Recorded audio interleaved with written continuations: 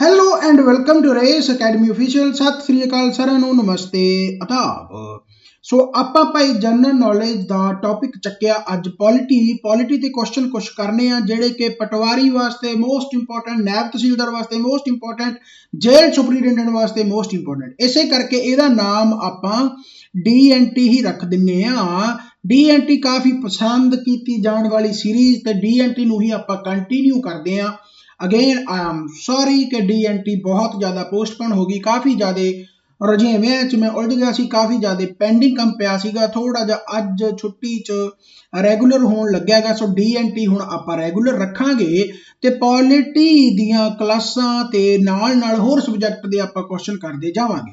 आ अपने लिंक है Facebook, YouTube या फिर इंस्टाग्राम वगैरह जो भी तुसीं ज्वाइन करना चाहो कर सकते हो। रेस अकेडमी ऑफिशियल चैनल यानी कि जिहड़ा हैगा अपना प्ले स्टोर ते यानी कि तुसीं एप्लीकेशन इंस्टॉल कर सकते हो। एप्लीकेशन दे विच बहुत सारे कोर्स चल रहे हैं, जिवें कि पटवारी हो गया, नायब तहसीलदार हो गया, नायब तहसीलदार दी टेस्ट सीरीज होगी जां फिर काफ़ी कुछ चल रहा है, तुसीं उन्हां नूं भी जाके लै सकते हो। ओके हो गया। सो एप्लीकेशन तुहानूं इंस्टॉल करनी पऊगी। बाकी है नंबर है भाई 8986906566, तुसीं इत्थे मैसेज करके कोई भी क्वेरी वगैरह पुछ सकते हो। तो एक नंबर तुहानूं मैं होर दिना 82 840 20 राइट। सो ये इनक्वायरी वास्ते स्पैशल नंबर है। जेकर तुसीं कोई भी चर्चा करना चाहते हो तो इस नंबर ते तुसीं संपर्क कर सकते हो। सो आपां हुण भाई चलदे हां पॉलिटी के क्वेश्चनां वल, जिन्हां नूं आपां बहुत बखूबी दे नाल करना है। पॉलिटी दे ही क्वेश्चन होणगे तां 20-25 जिन्ने भी इस सैशन दे विच हो चुके तां आपां करदे राइट। बाकी अपनी जनरल नॉलेज यूनीवर्स दी जिहड़ी बुक है जल्दी ही मार्केट दे विच आ जाऊगी। बहुत सारियां गल्लां हो गईयां क्वेश्चन दे विच आपां चलदे हां। सो पहला क्वेश्चन जिहड़ा हैगा जी, यूनियन टैरेटरीज देयर आर एडमिनिस्ट्रेटर्स, यानी कि उत्थे लैफ्टिनेंट गवर्नर की पोस्ट नहीं हैगी। वो किहड़ी यूनियन टैरेटरी आ? दिल्ली आ, पुडुचेरी आ, लक्षद्वीप आ, जां फिर अंडमान निकोबार है।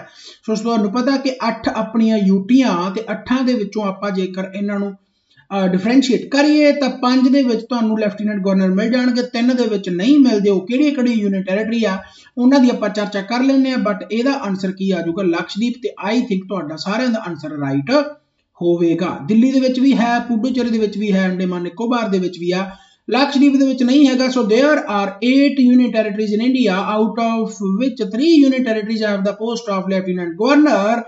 5 यूनियन टेरिटरी किहड़ी अंडमान निकोबार आइलैंड, दिल्ली, पुडुचेरी, जम्मू कश्मीर, लद्दाख, ते 3 यूनियन टेरिटरी चंडीगढ़, दमन दीव, दादरा नगर हवेली। दमन दीव, दादरा नगर हवेली तुहानूं पता है कि आखिर दे विच यही है जिहड़ियां कि मर्ज कीतियां गईयां, ते लक्षद्वीप भी तुहाडी यूटी है जिथे एडमिनिस्ट्रेटिव पावर है राइट होगा। सो याद रखना 8 दे विचों 5 3 करके ये बहुत बहुत बहुत इंपॉर्टेंट क्वेश्चन बनता है। नैक्सट क्वेश्चन वाल मूव करते जल्दी तो जल्दी इसका आंसर देने की कोशिश करनी है। 74th amendment act 1992 is related to, so what is right answer? So 73rd amendment ते 74th अमेंडमेंट दोनों ही इंपॉर्टेंट बनदियां गईयां ते नाल ही इन्हां दे आर्टिकल 40 इंपॉर्टेंट बनदा गा, बहुत बहुत बार पूछा जाता है। So function of the Kaveri water authority नहीं हो सकता, the function of the state finance commission नहीं हो सकता, स्ट्रक्चर ऑफ नीति आयोग नहीं हो सकता, नगर पालिका यानी कि म्यूनसिपैलिटी दे नाल रिलेट है जी 74वीं amendment act 1992। So constitution 74th amendment act 1992 was introduced. Part जरूर क्या याद कर लियो कि पार्ट केड़ा गा जी, पार्ट 9वां दा ए है, बहुत इंपॉर्टेंट बनता है। तो म्यूनसिपैलिटी दे आर्टिकल 243 पी तो लैके जेड जी तक। This amendment also known as Nagar Palika act 1993 they which implement हुई है। सो याद रखना काफी काफी इंपॉर्टेंट है। सो ਇਹਦਾ आंसर ਜਿਹੜਾ ਆ ਜਾਊਗਾ ਜੀ डी ऑप्शन ਇਹਦਾ राइट ਬਣਦਾਗਾ। नैक्सट क्वेश्चन वाल मूव करते हैं। होपफुली ਤੁਹਾਨੂੰ क्वेश्चन ਵਧੀਆ ਲੱਗ ਰਹੇ ਹੋਣਗੇ। सो ਆਪਾਂ ਪੜ੍ਹਦੇ ਹਾਂ ਜੀ क्वेश्चन तीसरा, by which among the following amendments of the constitution the territories of Goa, Daman, Diu were incorporated in the Indian Constitution। ਤੁਹਾਨੂੰ ਪਤਾ कि ਆਪਾਂ ਜਿਹੜੀ ਗੱਲ ਕਰਦੇ ਆ ਵੀ ਯੂਟੀਆਂ ਬਣਾਈਆਂ ਗਈਆਂ, ਗੋਆ ਵੀ ਪਹਿਲਾਂ ਯੂਟੀ ਸੀ, ਉਸ ਤੋਂ ਬਾਅਦ ਇਹਨੂੰ ਸਟੇਟ ਦਾ ਦਰਜਾ ਮਿਲਿਆ। ਸੇਮ ਫॉर ਦਮਨ ਦਿਊ ਵੀ ਯੂਟੀ ਬਣੀ ਸੀ। ਸੋ ਕਿਹੜੀਆਂ ਕਿਹੜੀਆਂ ਅਮੈਂਡਮੈਂਟਾਂ ਉਹ ਹੋਈਆਂ 10th अमेंडमेंट एक्ट 1961, 12वीं अमेंडमेंट हुई, 44th अमेंडमेंट 44th कह गया मैं 14th अमेंडमेंट हुई, यानी कि ऑल ऑफ अबव ਇਹਦਾ आंसर आजूगा। बाकी ਆਪਾਂ डिटेल ਦੇ ਵਿੱਚ ਚੀਜ਼ਾਂ ਪੜ੍ਹਦੇ ਹਾਂ। So 12th amendment of the constitution officially known as the constitutional act 1962, Goa Daman Diu as the 8th union territory by of India by amending the first schedule of the constitution. काफ़ी इंपॉर्टेंट है, याद इनू रखना है। ये अमेंडमेंट है बेसिकली आप important amendments के पढ़ते होंगे, वो जिन्नियां भी अमेंडमेंट्स उन्होंने आप चर्चा करते होंगे, सो उन्होंने आम तौर पर आ जाती है। नैक्सट क्वेश्चन वाल आप मूव करते हैं जी। Partition of Bengal made by lord Curzon 1905 के लास्टड अंटिल, तुहानूं पता कि 1905 के लॉर्ड कर्जन ने बेसिकली बंगाल की पार्टीशन बारे सोच लिया सी, 1911 तक यह चलिया, यानी कि मसला 1911 के कैंसल हो गया जो कलकत्ता तो दिल्ली नूं कलकत्ता दरबार लग्या, दिल्ली दरबार लग्या, कलकत्ता तो दिल्ली नूं अपना राजधानी बनाया गया, पंजाब तो वख कर दिता गया सी दिल्ली नूं 1911 so the second world war नहीं हो सकता। किंग जॉर्ज 5 एब्रोगेटेड कर्जन्स एक्ट बिल्कुल ओके हो गया एट द रॉयल दरबार इन दिल्ली 1911, सो यानी कि 1905 तो लैके 1911 तक ये लास्ट करता। सो काफी इंपॉर्टेंट है। पार्टीशन ऑफ बंगाल किहदे द्वारा होया यह भी पूछा जा सकता है। 1905 ਦੇ ਵਿੱਚ लॉर्ड कर्जन द्वारा, गांधी जी लॉन्च नहीं हो सकता, पार्टीशन ऑफ इंडिया नहीं हो सकता, सो ये तुसीं याद रखना। तो partition of Bengal by made by lord Curzon 1905 until king George ने जो 1911 ਦੇ ਵਿੱਚ ਉਸ ਨੂੰ खत्म करता। जॉर्ज 5 ਦਾ नाम भी जरूर याद रखना। Who is the second highest rank of the law officer of India? जेकर मैं चीफ की गल करा यानी कि हाईएस्ट रैंक, यानी कि पहले नंबर पर जेकर मैं गल करा फर्स्ट चीफ लॉ ऑफिसर अपना केड़ा है attorney general of India. Basically attorney general कौन होंदा है? सरकार का वकील कह सकते हो। जिवें आपां वकील करते हो उवें सरकार का भी एक वकील होता जिहड़ा सरकार की तरफदारी करता है। जेकर कोई सुप्रीम कोर्ट सरकार तो पुछदी है, कोई क्वेश्चन करती है तो अटॉर्नी जनरल उत्थे जाके जवाबदेही करता है, right. So attorney general responsible to the supreme court कह सकते हो तुसीं इस तरीके दे नाल, यानी कि law officer highest rank attorney general of India. जेकर आपां स्टेट की गल करिए भी स्टेट दे विच जिहड़ी सरकार हुंदी है उहदा कौन हुंदा गा, तो उहनूं आपां कहने जी advocate general of state, advocate general हुंदा, राइट। सो काफी इंपॉर्टेंट बनता। बट अटॉर्नी जनरल नूं एसोसीएट करने वास्ते कौन हुंदा गा दूसरे नंबर ते, जिन्हों आपां सैकंड हाईएस्ट रैंक ते रखते हैं, उहदा हुंदा जी अपना solicitor general of India. So काफी इंपॉर्टेंट बनता है। The solicitor general of India is subordinate to the, subordinate हुंदा गा to the Attorney General for India, he or she second law officer of the country, assist करता है Attorney General ਨੂੰ and himself or herself assisted by the additional Solicitor General जो और भी होंगे हैं। सो करंटली दा जिहड़ा हैगा तुषार मेहता, सो ये भी तुसीं याद रख सकते हो, नाम काफ़ी इंपॉर्टेंट बनता है, इंपॉर्टेंट है जी। नैक्सट क्वेश्चन वाला आप मूव करते हैं। सो जिन्होंने अजे तक वीडियो को लाइक नहीं किया वीडियो को लाइक कर दो, चलदी चलो। सो नैक्सट क्वेश्चन वाला मूव करते हैं। हाउ मैनी पार्ट्स ओरिजिनली अपने इंडियन कॉन्स्टिट्यूशन के ओरिजिनली किन्ने पार्ट्स है? सो 12 पार्ट्स है, 22 पार्ट्स है, 8 पार्ट्स है, या फिर 24 पार्ट्स है। सो ओरिजिनली तुहानूं पता है कि अपने 395 आर्टिकलों के नाल 8 शेड्यूलों के नाल ते 22 पार्ट्स के नाल अपना कॉन्स्टिट्यूशन बनाया गया सी। अज आपां गल कर सकते 467 तो उत्ते प्लस, यानी कि अपने आर्टिकल है 12 अपने शेड्यूल हो चुके हैं, 25 अपने पार्ट हो चुके हैं, यानी कि आंसर आ जाएगा 22, यानी कि B answer. The world's longest written constitution 395 article, 22 part, 8 schedule at the time of commencement जो कॉन्स्टिट्यूशन बनाया गया। नाउ द कॉन्स्टिट्यूशन 467 आर्टिकल्स या प्लस कह सकते हो and 25 parts and 12 schedule. So काफ़ी इंपॉर्टेंट बनता। ओरिजिनल किन्ने सी, हुण किन्ने सारे तुसीं याद रखने।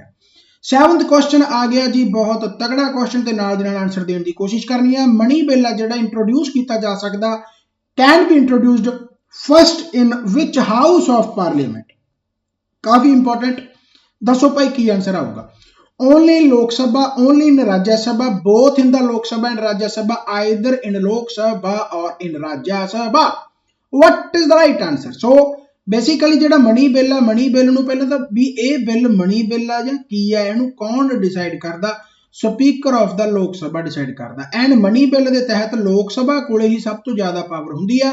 ਲੋਕ ਸਭਾ ਮਨੀ ਬਿੱਲ ਨੂੰ ਪਾਸ ਕਰਦਾ, 14 ਦਿਨਾਂ ਵਾਸਤੇ ਰਾਜ ਸਭਾ ਕੋਲੇ ਜਾਂਦਾ, ਬਟ ਰਾਜ ਸਭਾ ਕੋਲੇ ਕੋਈ ਵੀ ਪਾਵਰ ਨਹੀਂ ਹੁੰਦੀ ਕਿ ਉਹ ਮਨੀ ਬਿੱਲ ਨੂੰ ਠੁਕਰਾ ਸਕੇ। ਜੇਕਰ ਲੋਕ ਸਭਾ ਨੇ ਪਾਸ ਕਰਤਾ ਤਾਂ ਕਰਤਾ, 14 ਦਿਨਾਂ ਚ ਰਾਜ ਸਭਾ ਬਸ ਕੰਸੀਡਰੇਸ਼ਨ ਕਰਦੀ ਹੈ, ਸੁਜੈਸ਼ਨ ਦੇ ਸਕਦੀ ਹੈ, ਪਰ ਮੰਨਣਾ ਨਾ ਮੰਨਣਾ ਲੋਕ ਸਭਾ ਕੋਲੇ ਹੀ ਪਾਵਰ ਹੈ। ਪ੍ਰੈਜ਼ੀਡੈਂਟ ਨੂੰ ਵੀ ਭੇਜਤਾ ਤਾਂ ਪ੍ਰੈਜ਼ੀਡੈਂਟ ਨੂੰ ਵੀ ਸਾਈਨ ਕਰਨੇ ਹੀ ਪੈਣਗੇ ਕਿਉਂਕਿ ਲੋਕ ਸਭਾ have more power, right. So काफी इंपॉर्टेंट है, यानी कि जेड़ा मनी बिल है ओनली या can be introduced only in the Lok सभा। सो ये काफी इंपॉर्टेंट है, बहुत इंपॉर्टेंट है। एनू इंट्रोड्यूस किया जाऊगा लोक सभा दे विच ही, उस तो बाद राज्य सभा च जांदा, फिर प्रेजिडेंट दे साइन हुंदे आ। सो मनी बिल के तहत लोक सभा कोले पावर ज्यादा। Money bill can be introduced in the Lok सभा, money bill passed by the Lok सभा सेंट टू द राज्य सभा। एंड दिन पूछे जाते होंगे वो भी याद रखियो 14 दिनों दे विच काफी इंपॉर्टेंट है। ओके हो गया।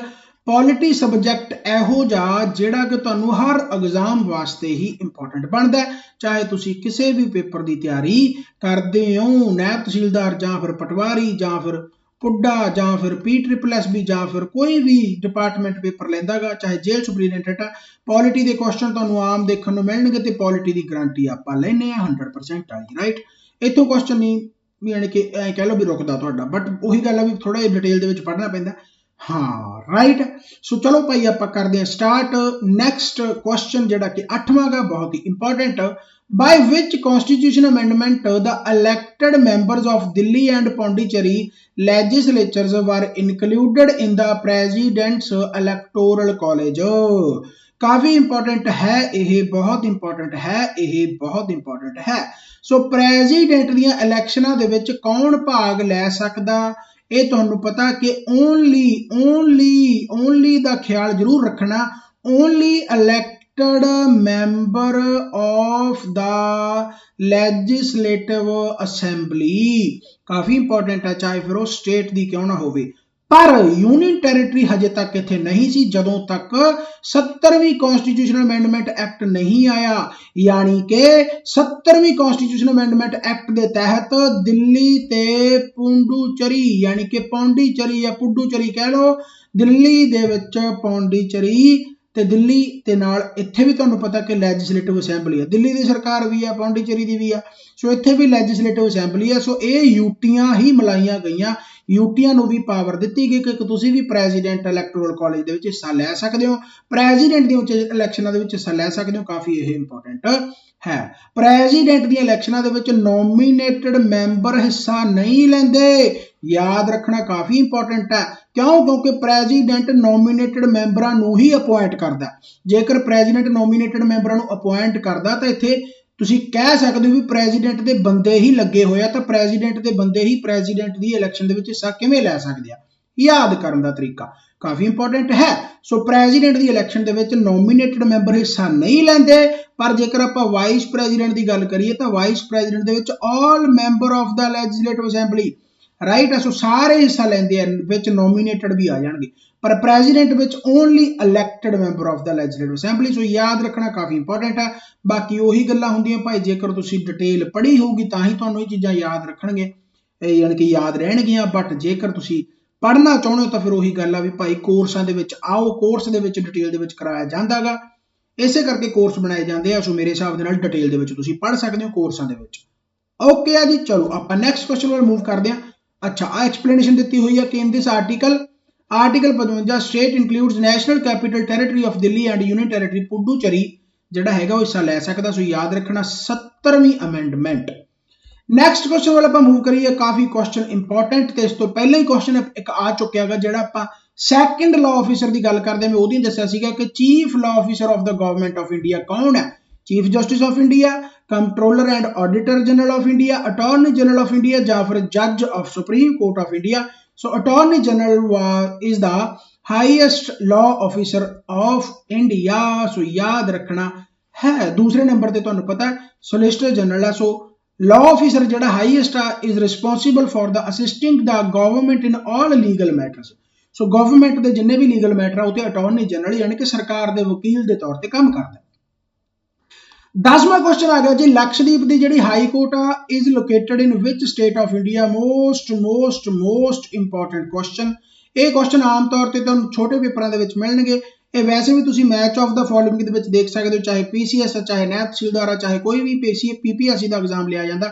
सो इन्हां दा भी तुसीं गौर जरूर करना गा। सो किहड़े? Tamil Nadu, Kerala, Andhra Pradesh, Karnataka. So Kerala is the right answer. Lakshadweep high court यानी कि जिहड़ी जुरिसडिक्शन एरिया हुंदे इन्हां नूं तुसीं जरूर याद करके जाओ। जिहड़े आम तौर पर साउथ के उत्थों ही क्वेश्चन पूछे जाते क्योंकि वही ज्यादा कन्फ्यूजन के रहते हैं। The high court of the Kerala is high court of the Indian state of Kerala and in the union territory of Lakshadweep. It is located in Kochi.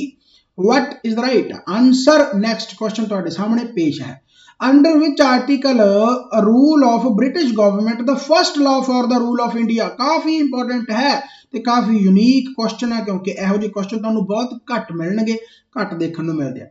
So first rule of India basically तुहानूं पता है कि 1909 के विच इलैक्टोरेट जिन्होंने आप गल करते सैपरेट इलैक्टोरेट दिता गया मुस्लिमां नूं। मुस्लिमां दे रिप्रैजेंटेटिव खड़े होणगे, उन्हां नूं मुस्लिम भी वोट पा सकते हैं। बाद दे विच इहनूं वधा के 1919 दे विच आपां सिखां नूं, क्रिश्चियन नूं भी ऐड करता कि इन्हां दे रिप्रैजेंटेटिव भी खड़े होणगे, इन्हां नूं भी आपां जिन्हों आपां 1909 नूं मॉरलेमेंट रिफॉर्म कहने, 1909 नूं 19 नूं आपां जिहड़ा कहने ओह कहने जिहड़ा हैगा चैम्सफोर्ड रिफॉर्म आ गया, right, Montagu Chelmsford reform. So basically 1915 ਦੇ ਵਿੱਚ ब्रिटिश गवर्नमेंट ਦੇ ਵੱਲੋਂ ब्रिटिश पार्लीमेंट ਦੇ ਵਿੱਚ ब्रिटिश इंडिया ਦਾ ਇੱਕ ਇਹੋ ਜਿਹਾ ਐਕਟ ਬਣਾ ਦਿੱਤਾ ਕਿ ब्रिटिश इंडिया यानी कि अपना इंडिया, उस टाइम ਤੇ ਆਪਾਂ ब्रिटिश इंडिया ਕਹਿੰਦੇ ਸੀ कि ਉਹਦੇ ਰਾਹੀਂ ਵੀ ਇੱਕ ਐਕਟ ਬਣਾਤਾ कि ਇਸੇ ਐਕਟ ਦੇ ਤਹਿਤ ਪੂਰੇ ਇੰਡੀਆ ਨੂੰ ਹੁਣ ਦੇਖਿਆ ਜਾਊਗਾ ब्रिटिश पार्लीमेंट ਦੇ ਵਿੱਚ। So direct rule of British government ਦੇ ਤਹਿਤ ਪਹਿਲਾ ਲਾਅ, ਪਹਿਲਾ ਐਕਟ ਜਿਹੜਾ ਬਣਿਆ ਸੀ ਜਿਹਨੂੰ ਆਪਾਂ first law for the rule of India कहने वो केड़ा गा? Government of India act 1915। इसे करके मैं 1909 दसिया ते 1919 दसिया, राइट। 1919 दे विच आपां डायरकी पढ़दे हां, बाइकैमरलिज्म पढ़दे हां। सो किहदे तहत आउंदा? गवर्नमेंट ऑफ इंडिया एक्ट 1915 के तहत, राइट। सो काफी इंपॉर्टेंट है। हालांकि बाइकैमरलिज्म ते जिहड़ा डायरकी वो 1919 एक्ट के तहत आउंदा, पर 1919 एक्ट दा जिहड़ा तुसीं बेसिक कह सकदे हो यानी कि शुरुआत कह सकदे हो वो 1915 तो हो गई सी, जिन्हों आप GOI एक्ट 1915 कहने, जिहड़ा कि ब्रिटिश पार्लीमेंट दे विच डिसाइड होया सी। चलो खैर थ्योरी दा पार्ट है। So D is the right answer. 12वां क्वेश्चन तुहाडी स्क्रीन ते आ चुका है, बहुत ही सौखा। Under which article of the constitution can each state introduce the spread and instruction of the mother tongue in primary education. So mother tongue नूं प्रमोट करने वास्ते उहदियां तुसीं कह सकते हो भी प्राइमरी एजुकेशन यानी कि तुसीं कह सकते हो भी किहड़ा आर्टिकल है ईच स्टेट जिहड़ी हैगी उहदी जिम्मेदारी चकदी आ उहनूं स्प्रैड करने वास्ते इंस्ट्रक्शन वगैरह जो मदर टंग दे रिलेटेड है। किहड़ा आर्टिकल है? आर्टिकल 349, आर्टिकल 350, आर्टिकल 350 ए ते जां फिर article 351। So what is the right answer? C 350 A. 350 A दे तहत it shall the endeavor of every state and every local authority to provide adequate facilities for the instruction यानी कि to spread the mother language, mother tongue at the primary stage of education to children belonging to the linguistic minority groups। so ये काफी important है, याद रखना। 350 article 350 ए, right. सो ये काफी काफी काफी इंपॉर्टेंट है। Next question. सो जिन्होंने अजे तक वीडियो लाइक नहीं किया दसना पैंदा, वीडियो लाइक करा करो, सबसक्राइब करा करो, चैनल तो वध तो वध शेयर करा करो मैक्सिमम स्टूडेंट्स दे नाल, ताकि मैक्सिमम तो मैक्सिमम स्टूडेंट्स इस चीज़ का फायदा चक सकन। सो 13वां क्वेश्चन है जी, in which article of the constitution the instructions for the development of Hindi language have been given. यह इंस्ट्रक्शनां की गल हो रही है। जेकर आपां करिए गल कि ऑफिशियल लैंग्वेज का स्टेटस, जेकर स्टेटस की गल करिए तो 346 आ जाऊगा, जिहदे तहत कहा गया कि जिहड़ियां स्टेट्स है, जेकर मान लो 2 स्टेटां एक दूसरे ने कम्यूनीकेट करना तो Hindi is official language, Hindi have to be official language, right. So आप नैशनल लैंग्वेज कह दें, हालांकि हिंदी इज ऑफिशियल लैंग्वेज अपनी, राइट। सो 330, 336, 343, 351। सो 343 का पहला क्लॉज जिहदे विच हिंदी लैंग्वेज या देवनागरी जिहड़ी आपां स्क्रिप्ट की गल करदे ओहदी डेवलपमेंट की गल करदे ओहदे राहीं कॉन्स्टिट्यूशन के द्वारा जिहड़ियां इंस्ट्रक्शन दी गई 343 पहला क्लॉज है, काफी इंपॉर्टेंट है, याद रखना। Article 343 of the constitution provides the Hindi in Devanagari script shall be official language of the union, right. So जहां पर भी आप पढ़ रहे हो, जिथे भी तुसीं पढ़ रहे हो, उत्थे देखा करो कि इहो जिहा कुछ भी करवाया जा रहा है ਤੁਸੀਂ ਸਹੀ ਟਰੈਕ ਤੇ ਹੋ ਜਾਂ ਨਹੀਂ ਫਿਰ ਮੁੜਦੇ ਆਉਂਦੇ ਹੁੰਦੇ ਆ ਕਿ ਜੀ ਸਾਡੇ ਉਹ ਹੋ ਗਿਆ। ਚਲੋ ਛੱਡੋ ਖੈਰ ਤੇ ਆਪਾਂ ਨੈਕਸਟ ਕੁਐਸਚਨ ਵੱਲ ਮੂਵ ਕਰਦੇ ਹਾਂ, ਕਾਫੀ ਇੰਪੋਰਟੈਂਟ ਹੈ। So in which article of the Indian Constitution the state government directs the organization of ग्राम पंचायत? काफी इंपॉर्टेंट है। ग्राम पंचायत तुहानू पता DPSP ਦੇ ਵਿੱਚ ਆਪਾਂ ਗੱਲ ਕਰਦੇ ਹਾਂ कि स्टेट की ड्यूटी बनती है पंचायत ਨੂੰ प्रमोट करना। सो ਕਿਹੜੀ ਇਹ आर्टिकल ਦੇ ਵਿੱਚ ਆਉਂਦਾ? आर्टिकल 32 नहीं हो सकता क्योंकि article 32 is the part of fundament right. Article 48 भी नहीं हो सकता, आर्टिकल 78 भी नहीं हो सकता, काफी यूनियन एग्जीक्यूटिव वाले चलिया गया। सो इस तो बाद आ गया तुहाडा आर्टिकल 40। सो आर्टिकल 40 यानी कि स्टेट गवर्नमेंट डायरैक्ट करती है जी ग्राम पंचायत नूं, अपना इंडियन कॉन्स्टिट्यूशन इसनूं दिंदा गा, हेल्प करता। Article 40 of the constitution which enshrines one of the directive principle of state policy, किहड़े पार्ट दे विच आउंदा? पार्ट 4 दे विच आउंदा, ये भी याद रखना गा, काफी इंपॉर्टेंट है। Take steps to organize village panchayat, local self government जिन्होंने आप कहने हैं। सो 73वीं अमेंडमेंट भी ये नाल ही रिलेटेड है, तो 74वीं अमेंडमेंट की अपनी म्यूनसिपैलिटी नाल रिलेटेड है, सो सैल्फ गवर्नमेंट दे नाल। सो ये काफी इंपॉर्टेंट बनता है। 15वां क्वेश्चन आ गया जी, नाल दी नाल आंसर लाने की कोशिश करनी है। President of India can dissolve the Lok Sabha under which article of the constitution? So what is the right answer? President dissolve कर सकता लोक सभा नूं। तुहानूं पता कि जिहड़ा राज्य सभा कांट बी डिसॉल्व, क्यों? बिकॉज राज्य सभा इज परमानेंट हाउस है, हर 2 साल बाद 1/3 मैंबर जाते हैं, 2/3 आते हैं राइट। सो ये काफी इंपॉर्टेंट बनता है। So president of India can dissolve the Lok Sabha under which article? 85 ना जी, 95 ना जी, 356 ना जी, 365 ना जी। सो ये काफी इंपॉर्टेंट हो गया क्योंकि ये आंसर तुहानू दिख नहीं रहा, बट 85 आऊगा राइट। सो ये काफी इंपॉर्टेंट है। सो आर्टिकल 85 एलिमीनेट भी कर सकते हो जेकर तुसीं भुल जाओ, दिमाग दे विचों स्किप हो जाए, क्योंकि बंदा ही आर्टिकल जिहड़े हैगा वो याद करदा ते बंदा ही दिमाग दे विचों कढदा गा, बट स्किप कर सकते हो। जिवें मैं स्किप किया, मैं कन्फ्यूज हो गया 85 95 ਦੇ ਵਿੱਚ। 356 नहीं हो सकता, 365 नहीं हो सकता, इस तरीके ਦੇ ਨਾਲ ਵੀ ਤੁਸੀਂ ਆਨਸਰ ਲਗਾ ਸਕਦੇ ਹੋ। सो आर्टिकल 85 ਦਾ दूसरे ਦਾ बी इंपावर करता प्रेजिडेंट ਨੂੰ ਕਿ ਉਹ ਲੋਕ ਸਭਾ ਨੂੰ ਡਿਸੋਲਵ ਕਰ ਸਕਦਾ before the expiration of its term. Lok Sabha ਦੀ ਵੈਸੇ 5 ਸਾਲਾਂ ਦੀ ਐਕਸਪਾਇਰੇਸ਼ਨ ਹੁੰਦੀ ਹੈ ਜਾਂ ਜਦੋਂ ਤੱਕ ਸਰਕਾਰ ਦੀ ਮੈਜੋਰਿਟੀ ਬਣੀ ਰਹੇ। ਸੋ ਇਹ ਕਾਫੀ ਇੰਪੋਰਟੈਂਟ ਹੈ। ਇਸ ਤੋਂ ਬਾਅਦ ਆ ਗਿਆ ਜੀ ਤੁਹਾਡਾ article question 16। So what is the right answer? Which of the following is associated with article 356? 356 किहदे नाल एसोसिएट करता? फाइनेंशियली एमरजेंसी हो गया, नैशनल एमरजेंसी हो गया, प्रेजिडेंट रूल हो गया, ਜਾਂ फिर कॉन्स्टिट्यूशन अमेंडमेंट हो गया। सो कॉन्स्टिट्यूशन अमेंडमेंट की जेकर गल करिए तो 368 के तहत आप अमेंडमेंट करते हैं, तो जेकर आप एमरजेंसी की गल करिए तो 352, 356, 360 ये अपने प्रेजिडेंट यानी कि एमरजेंसी लागू करता। आ तुहाडी नैशनल एमरजेंसी, आ तुहाडी स्टेट एमरजेंसी या फिर प्रेजिडेंट रूल कहने आपां, ते आ तुहाडी होगी फाइनेंशियल एमरजेंसी जिहड़ी अज तक कदे भी नहीं लगी। काफी इंपॉर्टेंट है। स्टेट एमरजेंसी सब तो पहले पंजाब दे विच लगी है। सो प्रेजिडेंट रूल काफी इंपॉर्टेंट है, associated with article 356। So C is the right answer. बाकी सारा कुछ उही लिखिया होगा, इनू तुसीं पढ़ भी सकते हो, काफी इंपॉर्टेंट है जी। ओके हो गया। मैं फिर कहना कि रेस अकैडमी ऑफिशियल की एप्लीकेशन इंस्टॉल जरूर करनी है, काफी कुछ उत्ते पिया तुहाडे वास्ते फायदा गा, एक बार इंस्टॉल करके जरूर देखना। 17वां क्वेश्चन जी काफी important, under which article is the work of the union public service commission describe? यानी कि UPSC union public service commission के फंक्शनां की गल हो रही है। ਕਿਹੜਾ ਆਰਟੀਕਲ ਦਰਸਾਉਂਦਾ ਇਹਨਾਂ ਦੇ ਫੰਕਸ਼ਨਸ ਨੂੰ? Article 320, article 322, article 324, article 325, article 315 ਦੇ ਵਿੱਚ यूपीएससी ਮੈਂਬਰਾਂ ਦੀ ਰਿਪਰੈਜ਼ੈਂਟੇਸ਼ਨ ਤੁਸੀਂ ਕਹਿ ਸਕਦੇ ਹੋ ਵੀ ਕਨਸਟੀਟਿਊਸ਼ਨ ਕਰਦਾਗਾ ਕਿ ਹਾਂ ਭਾਈ ਇਹ ਵੀ ਕੋਈ ਹੁੰਦੇ ਆ ਰਾਈਟ। ਬਟ ਇਹਨਾਂ ਦੇ ਫੰਕਸ਼ਨਸ ਨੂੰ, ਇਹਨਾਂ ਦੇ ਵਰਕ ਨੂੰ ਕੌਣ ਕਿਹੜਾ ਆਰਟੀਕਲ ਡਿਸਕ੍ਰਾਈਬ ਕਰਦਾਗਾ? ਆਰਟੀਕਲ 320। ਸੋ ਇਹਨੂੰ ਵੀ ਤੁਸੀਂ ਯਾਦ ਰੱਖਣਾਗਾ, काफी इंपॉर्टेंट बनता है। So as per article 320, 320 it shall be the duty of the union public service commission to the conduct examination for appointments to the services of the union. It shall also assist 2 or more states if requested, so in framing and operating schemes of the joint recruitment of for any services। so ये काफी important है, इन्हें याद रखना। 320 article. 18वां question काफी important, emergency के related आ गया। On the basis of which article of the constitution does the president proclaim the financial emergency? मैं तुहानूं हुणे दस के हटा 352 356 ते 360 सो 360 पिया आह फाइनैंशियल एमरजेंसी। सो हुण तक अपनी फाइनैंशियल एमरजेंसी कोई भी नहीं लगी। सो ये काफ़ी इंपॉर्टेंट बनता है।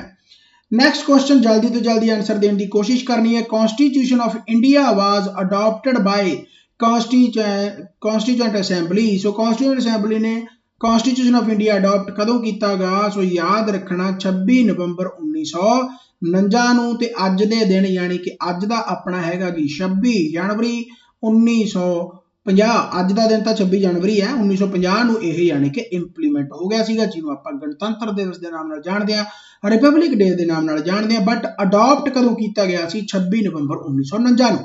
इंप्लीमेंट किया गया ਸੀ 26 जनवरी 1950 ਨੂੰ। हालांकि 26 नवंबर 1949 ਨੂੰ भी कुछ आर्टिकल ਜਿਹੜੇ ਉਹ इंप्लीमेंट कर दिते गए ਸੀ। चलो So the Republic is governed in the terms of the Constitution of India, which was adopted by the Constituent Assembly on 26 November 1949 and came into force 26th January 1950. So 20th question काफी important. Under which article of the Constitution Hindi has been the given status of official language? आ गई ना गल ਉਹੀ मैं ਤੁਹਾਨੂੰ ਦੱਸਿਆ ਸੀਗਾ कि दो स्टेटां या दो स्टेटां ने कम्युनिकेट करना हो तो एज ऑफिशियल लैंग्वेज कौन काम करूगी? हिंदी। सो केड़ा आर्टिकल कहता? 346। सो ये काफी इंपॉर्टेंट है, याद रखना। C is the right answer. So article 346 of the Indian Constitution recognize Hindi is the as the official language of the central government India। Article भी दा सी हो गया। सो ये काफी काफी काफी इंपॉर्टेंट बनता है। Next question 1। सो जिन्होंने इस तक चैनल ਨੂੰ सबसक्राइब ਤੇ वीडियो ਨੂੰ लाइक नहीं किया, जल्दी तो जल्दी कर दो। In which article of the Indian Constitution there is a specific provision related to the different states? Okay ਆਪਾਂ ਗੱਲ ਕਰਦੇ ਹਾਂ ਨਾ, ਜਿਵੇਂ ਜੰਮੂ ਕਸ਼ਮੀਰ ਦੀ ਗੱਲ ਕਰਦੇ ਸੀ ਵੀ 370 ਆਰਟੀਕਲ ਉਹਨੂੰ ਦਿੱਤਾ ਗਿਆ, ਸਪੈਸ਼ਲ ਪ੍ਰੋਵੀਜ਼ਨ ਦਿੱਤਾ ਗਿਆ, ਹੁਣ ਉਹ ਤਾਂ ਹਟ ਗਿਆ। ਸੋ ਕਿਹੜਾ ਆਰਟੀਕਲ ਆਊਗਾ? 369 370 371 372। So 371 special provision for various states. Most of the states of for the special provision have been ਜਿਹੜਾ ਹੈਗਾ ਉਹ ਕਿਹਦੇ ਅੰਡਰ ਆਉਂਦਾ ਹੈਗਾ? ਆਰਟੀਕਲ 371 ਦੇ ਅੰਦਰ। ਸਪੈਸ਼ਲ ਸਟੇਟਸ ਜਿਹੜੇ ਵਗੈਰਾ ਪ੍ਰੋਟੈਕਸ਼ਨ ਵਾਸਤੇ, ਡੈਮੋਕ੍ਰੈਟਿਕ ਕਲਚਰ ਵਾਸਤੇ ਦਿੱਤੇ ਜਾਂਦੇ ਆ। ਕਾਫੀ ਇਹ ਵੀ ਇੰਪੋਰਟੈਂਟ ਬਣਦਾ ਹੈਗਾ। ਹੋਪਫੁਲੀ ਤੁਹਾਡਾ ਵੀ ਆंसर राइट होगा जी। नैक्सट क्वेश्चन वाल मूव करते हैं, जल्दी तो जल्दी आंसर देने की कोशिश करनी है। बहुत सौखा क्वेश्चन इस तो पहला हो चुका है। How many parts were there in the original Indian constitution? ये तो रिपीट क्वेश्चन है। So 21 22 23 24। So what is the right answer? So 22 is the right answer. I think तो भी आंसर राइट होगा, मजा आ रहा है। सो 22वें क्वेश्चन का 22 आंसर ही है, यानी कि बी आंसर है। सो इन्हों एक बार पढ़ना जरूर है। The Indian constitution is the world's longest for sovereign nation at its enactment it had 395 22 part 8 schedule 22 part ਜਿਹੜੇ ਹੈਗੇ ਉਹਨਾਂ ਨੂੰ ਚਰਚਾਵਾਂ ਦੇ ਵਿੱਚ ਜ਼ਰੂਰ ਲੈ ਕੇ ਆਉਣਾ, ਕਿਉਂਕਿ ਇਹਨਾਂ ਸ਼ਡਿਊਲਾਂ ਤੋਂ ਕੁਐਸਚਨ ਡੈਫੀਨੇਟਲੀ ਪੁੱਛੇ ਜਾਂਦੇ ਆ। ਸੋ ਪਹਿਲੇ ਦੀ ਜੇਕਰ ਆਪਾਂ ਪਹਿਲੇ ਪਾर्ट की गल करिए तो यूनियन एंड इट्स टेरिटरी यानी कि union and states their borders. दूसरा पार्ट आ जाता जिहड़ा कि आप 5 तो लेके 11 तक पढ़ते हैं, सिटीजनशिप की गल कर लीए, फंडामेंटल राइट आ गया तुहाडा। तीसरा पार्ट DPSP जिन्हों आप डायरैक्टिव प्रिंसीपल ऑफ स्टेट पॉलिसी कहने ਉਹਦੇ ਵਿੱਚ ਆ ਜਾਂਦੇ ਆ ਜੀ ਤੁਹਾਡੀਆਂ ਸਟੇਟ ਦੀਆਂ ਡਿਊਟੀਆਂ ਆ ਜਾਂਦੀਆਂ, ਫੰਡਾਮੈਂਟਲ ਡਿਊਟੀਜ਼ ਆ ਜਿਹੜੀਆਂ ਆਪਣੀਆਂ ਡਿਊਟੀਆਂ ਬਣਦੀਆਂ, ਜਿਹੜੀਆਂ ਕਿ ਪਾਰਟ 4A ਦੇ ਵਿੱਚ ਆਉਂਦੀਆਂ, ਆਰਟੀਕਲ 51A। ਇਸ ਤੋਂ ਬਾਅਦ ਆਪਾਂ ਯੂਨੀਅਨ ਐਗਜ਼ੀਕਿਊਟਿਵ ਨੂੰ ਪੜ੍ਹਦੇ ਆ, ਜਿਹਦੇ ਵਿੱਚ ਆਪਾਂ ਯੂਨੀਅਨ ਗਵਰਨਮੈਂਟ ਦੀ ਚਰਚਾ ਕਰਦੇ ਆ ਪਾਰਟ 5 ਦੇ ਵਿੱਚ। ਫਿਰ ਆਪਾਂ ਨਾਲ ਸਟੇਟ ਗਵਰਨਮੈਂਟ ਦੀ ਗੱਲ ਕਰਦੇ ਆ ਪਾਰਟ ਯਾਨੀ ਕਿ 7ਵਾਂ 6ਵਾਂ, ਤੇ ਉਸ ਤੋਂ ਬਾਅਦ 7ਵੇਂ ਪਾਰਟ ਦੀ ਆਪਾਂ ਗੱਲ ਕਰਦੇ ਆ ਜਿਹੜਾ ਕਿ ਡਿਲੀਟ ਕਰ ਦਿੱਤਾ ਗਿਆ। ਆ ਕੁਐਸਚਨ ਵੀ ਇੰਪੋਰਟੈਂਟ ਪੁੱਛਿਆ ਜਾ ਸਕਦਾ ਹੈਗਾ। ਇਸ ਤੋਂ ਬਾਅਦ ਆਪਾਂ ਗੱਲ ਕਰੀਏ ਤਾਂ 8ਵੇਂ ਦੇ ਵਿੱਚ ਦਾ ਯੂਨੀਅਨ ਟੈਰੀਟਰੀ, ਇਹ ਪਾਰਟ ਹੈ, ਸ਼ਡਿਊਲ ਨਹੀਂ ਹੈਗਾ। ਕਈ ਭੁਲੇਖਾ ਕਹਿਣ ਵੀ 8ਵੇਂ ਪਾਰਟ ਦੇ ਵਿੱਚ ਲੈਂਗੁਏजेस ਆ, ਆਪਣੀਆਂ ਲੈਂਗੁਏਜ 8ਵੇਂ ਸ਼ਡਿਊਲ ਦੇ ਵਿੱਚ ਇਹਨਾਂ ਪਾਰਟਸ ਦੀ ਗੱਲ ਕਰਦੇ ਆ। ਤਾਂ 8ਵੇਂ ਦੇ ਵਿੱਚ ਯੂਨੀਅਨ ਟੈਰੀਟਰੀ ਆ ਜਾਂਦੀ ਹੈ, 9ਵੇਂ ਦੇ ਵਿੱਚ ਪੰਚਾਇਤ ਆ ਜਾਂਦੀ ਹੈ, 9ਵੇਂ A ਦੇ ਵਿੱਚ ਜਿਹੜਾ ਆਪਾਂ ਹੁਣੀ ਪੜ੍ਹ ਕੇ ਹਟੇ ਕੁਐਸਚਨ, ਸੋ ਮਿਊਨਿਸਪੈਲਿਟੀਜ਼ ਆ ਜਾਂਦੀਆਂ। 9ਵੇਂ B ਦੇ ਵਿੱਚ ਦਾ ਕੋਆਪਰੇਟਿਵ ਸੁਸਾਇਟੀਜ਼ ਆ ਜਾਂਦੀਆਂ। ਇਸ ਤੋਂ ਬਾਅਦ ਆਪਾਂ ਗੱਲ ਕਰੀਏ 10ਵੇਂ ਦੇ ਵਿੱਚ ਦਾ ਸ਼ਡਿਊਲ ਐਂਡ ਟ੍ਰਾਈਬਲ ਏਰੀਆ ਆ ਜਾਂਦੇ ਆ। 11ਵੇਂ ਦੇ ਵਿੱਚ relations between the union and states ਆ ਜਾਂਦੇ ਆ। Finance, property, contracts and suits, ਇਹ ਆਰਟੀਕਲ 12 ਦੇ ਵਿੱਚ ਆ ਜਾਂਦੇ ਆ, ਪਾਰਟ 12 ਦੇ ਵਿੱਚ ਆ ਜਾਂਦੇ ਆ। 13 ਦੇ ਵਿੱਚ trade, commerce and intercourse within the territory of India ਆ ਗਿਆ। 14ਵੇਂ ਦੇ ਵਿੱਚ ਤੁਹਾਡੀਆਂ ਯੂਨੀਅਨ ਐਂਡ ਸਟੇਟਸ ਜਿਹੜੀਆਂ ਸਰਵਿਸਿਜ਼ ਆ ਉਹ ਆ ਜਾਂਦੀਆਂ। ਟ੍ਰਾਈਬੂਨਲਸ ਤੁਹਾਡੇ 14ਵੇਂ ਦੇ ਇਹਦੇ ਵਿੱਚ ਆਉਂਦਾ। ਇਲੈਕਸ਼ਨਸ ਤੁਹਾਡੇ 15ਵੇਂ ਦੇ ਵਿੱਚ ਮੋਸਟ ਇੰਪੋਰਟੈਂਟ ਯਾਦ ਰੱਖਣਾ। 16ਵੇਂ ਦੇ ਵਿੱਚ special provision relating to the certain classes ਹੋ ਗਈਆਂ। ऑफिशियल लैंग्वेज मोस्ट इंपॉर्टेंट याद रखना है। इस तो बाद आप गल करिए 18वें दे विच एमरजेंसी प्रोविजन आ जाऊगा, इंपॉर्टेंट है। 19वें ਦੇ ਵਿੱਚ ਮਿਸਲੇਨੀਅਸ ਹੋ ਗਿਆ, 20वें ਦੇ ਵਿੱਚ ਅਮੈਂਡਮੈਂਟ ਆਫ ਦਾ ਕਨਸਟੀਟਿਊਸ਼ਨ। ਜਿਹੜੇ ਮੈਂ ਮੋਸਟ ਇੰਪੋਰਟੈਂਟ ਕਹੀ ਜਾਂਦਾ ਇਹਨਾਂ ਨੂੰ ਯਾਦ ਕਰ ਜੋ, ਇਹ ਪਾਰਟ ਪੁੱਛੇ ਜਾਂਦੇ ਵੀ ਇਸ ਪਾਰਟ ਦੇ ਵਿੱਚ ਕੀ ਕੁਛ ਹੈ। 21ਵਾਂ ਆ ਗਿਆ ਤੁਹਾਡਾ ਟੈਂਪੋਰਰੀ, ਟ੍ਰਾਂਜੀਸ਼ਨਲ ਐਂਡ ਸਪੈਸ਼ਲ ਪ੍ਰੋਵੀਜ਼ਨਲ, ਤੇ 22ਵਾਂ ਆ ਗਿਆ ਸ਼ਾਰਟ ਐਂਡ ਟਾਈਟਲ ਆਫ ਕਮੈਂਸਮੈਂਟ। ਇਹ ਚੀਜ਼ਾਂ ਇੰਪੋਰਟੈਂਟ ਨਹੀਂ ਬਣਦੀਆਂ, ਯਾਨੀ ਕਿ ਇੱਥੋਂ ਤੁਹਾਨੂੰ ਐ ਕਹਿ ਲਓ ਵੀ ਆਹ ਤੁਹਾਡੇ ਪਹਿਲੇ 6 ਬਹੁਤ ਇੰਪੋਰਟੈਂਟ ਬਣਦੇ ਆ, ਉਸ ਤੋਂ ਬਾਅਦ ਤੁਹਾਡਾ 8ਵਾਂ ਤੋਂ ਲੈ ਕੇ 9ਵਾਂ, 9ਵੇਂ ਦਾ A, 9ਵੇਂ ਦਾ B, ਇਹ ਇੰਪੋਰਟੈਂਟ ਬਣਦੇ ਆ। ਫਿਰ ਇਦੋਂ ਬਾਅਦ ਤੁਹਾਡੇ ਬਣਦੇ ਆ 10ਵਾਂ ਵੀ ਠੀਕ ਹੈ, ਇੰਪੋਰਟੈਂਟ ਹੈ। ਇਸ ਤੋਂ ਬਾਅਦ ਤੁਸੀਂ 11ਵਾਂ ਵੀ ਕਹਿ ਸਕਦੇ ਹੋ ਜਿਹੜਾ ਕਿ ਯੂਨੀਅਨ ਤੇ ਸਟੇਟਸ ਦੇ ਵਿੱਚ ਰਿਲੇਸ਼ਨ ਨੂੰ ਦੱਸਦਾਗਾ। ਫਿਰ 15ਵਾਂ ਕਹਿ ਲਓ, ਤੇ ਫਿਰ 16ਵਾਂ ਕਹਿ ਲਓ, ਤੇ ਫਿਰ 18ਵਾਂ ਕਹਿ ਲਓ, ਤੇ ਫਿਰ ਆਹ ਕਹਿ ਲਓ ਭਾਈ, ਇਹ ਕਾਫੀ ਇੰਪੋਰਟੈਂਟ ਬਣਦਾਗਾ। 17ਵਾਂ ਵੀ ਹੈ, ਰਾਈਟ। ਸੋ ਯਾਨੀ ਕਿ 22 ਪਾਰਟਸ ਦੇ ਵਿੱਚੋਂ ਐਂ ਕਹਿ ਲਓ ਵੀ 10 ਜਾਂ 12 ਪਾਰਟ ਆ ਜਿਹੜੇ ਤੋਂ ਕੁਐਸਚਨ ਆਮ ਤੌਰ ਤੇ ਪੁੱਛੇ ਜਾਂਦੇ ਆ, ਇਹਨਾਂ ਨੂੰ ਤੁਸੀਂ ਜ਼ਰੂਰ ਯਾਦ ਕਰਕੇ ਜਾਣਾ ਹੀ ਜਾਣਾ ਹੈ। ਲਓ ਜੀ, ਫਿਰ ਆਪਾਂ ਨੈਕਸਟ ਕੁਐਸਚਨ ਵੱਲ ਮੂਵ ਕਰਦੇ ਹਾਂ। ਕਹਿੰਦਾ ਵੀ ਸਿੰਧੀ ਲੈਂਗੁਏਜ ਹੈ ਜਿਹੜੀ ਆਪਾਂ 8ਵੇਂ ਸ਼ਡਿਊਲ ਦੀ ਗੱਲ ਕਰਦੇ ਹਾਂ, 8th ਸ਼ਡਿਊਲ ਦੀ ਗੱਲ ਕਰਦੇ ਹਾਂ। 15ਵੀਂ, ਵੈਸੇ ਤਾਂ 22 ਲੈਂਗੁਏਜ ਆ, ਬਟ 15ਵੀਂ ਲੈਂਗੁਏਜ ਕਿਹੜੀ ਅਮੈਂਡਮੈਂਟ ਦੇ ਤਹਿਤ ਯਾਨੀ ਕਿ ਐਡ ਕੀਤੀ ਗਈ ਆ, ਇਨਕਲੂਡ ਕੀਤੀ ਗਈ ਆ, ਸਿੰਧੀ ਲੈਂਗੁਏਜ ਕਾਫੀ ਇੰਪੋਰਟੈਂਟ ਬਣਦਾਗਾ। ਸੋ 21ਵੀਂ ਅਮੈਂਡਮੈਂਟ ਦੇ ਤਹਿਤ 1967 ਦੇ ਵਿੱਚ ਐਡ ਕੀਤੀ ਗਈ ਆ। ਸੋ ਆ ਵੀ ਨਹੀਂ ਹੋ ਸਕਦਾ, 7ਵੀਂ ਇਹ ਵੀ ਨਹੀਂ ਹੋ ਸਕਦਾ, 15ਵੀਂ ਇਹ ਵੀ ਨਹੀਂ ਹੋ ਸਕਦਾ, 21ਵੀਂ ਯਾਨੀ ਕਿ 21st ਕਨਸਟੀਟਿਊਸ਼ਨਲ ਅਮੈਂਡਮੈਂਟ ਐਕਟ 1967। ਸੋ ਇਹ ਯਾਦ ਰੱਖਣਾ, ਸਿੰਧੀ ਲੈਂਗੁਏਜ ਨੂੰ ਐਡ ਕੀਤਾ ਗਿਆ 8th ਸ਼ਡਿਊਲ ਦੇ ਵਿੱਚ, 15ਵੀਂ ਇਹ ਆਪਣੀ ਲੈਂਗੁਏਜ, ਰਾਈਟ। ਟੋਟਲ 22, ਯਾਦ ਰੱਖਣਾ। ਨੈਕਸਟ ਕੁਐਸਚਨ ਜਲਦੀ ਤੋਂ ਜਲਦੀ ਆਨਸਰ ਦੇਣ ਦੀ ਕੋਸ਼ਿਸ਼ ਕਰਨੀ ਹੈ। ਰੇਸ ਅਕੈਡਮੀ ਅਫੀਸ਼ੀਅਲ, ਜੇਕਰ ਤੁਸੀਂ ਸਬਸਕ੍ਰਾਈਬ ਨਹੀਂ ਕੀਤਾ ਸਬਸਕ੍ਰਾਈਬ ਕਰ ਲਓ। ਬਾਕੀ ਚੈਨਲ ਜਿਹੜਾ ਹੈਗਾ ਉਸ ਨੂੰ ਤੁਸੀਂ ਕਰ ਸਕਦੇ ਹੋ ਇੰਸਟਾਲ ਪਲੇ ਸਟੋਰ ਤੇ ਜਾ ਕੇ।